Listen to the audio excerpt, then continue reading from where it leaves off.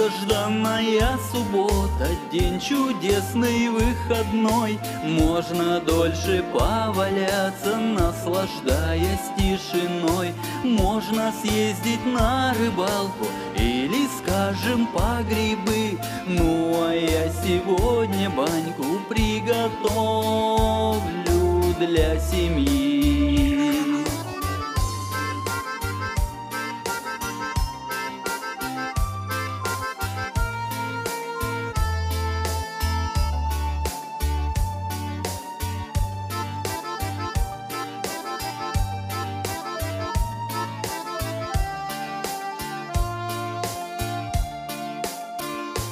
Наношу воды студеной 100-литровый котелок. Будет в нем она томиться, превращаясь в кипяток.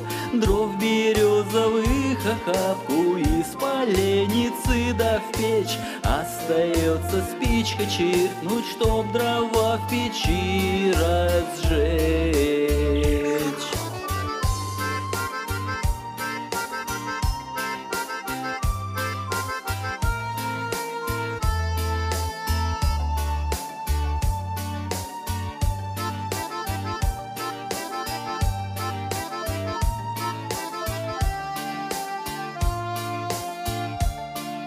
По березовым поленьям бойко пляшет огонек. Раскаляются каменья, знатным будет и порог.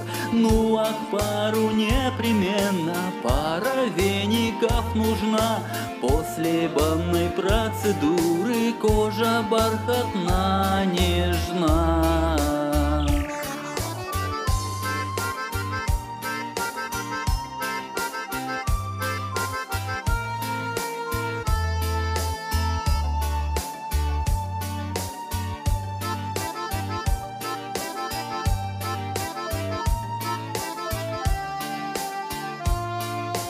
Всех обнимет банька паром, трав насыщенный настой.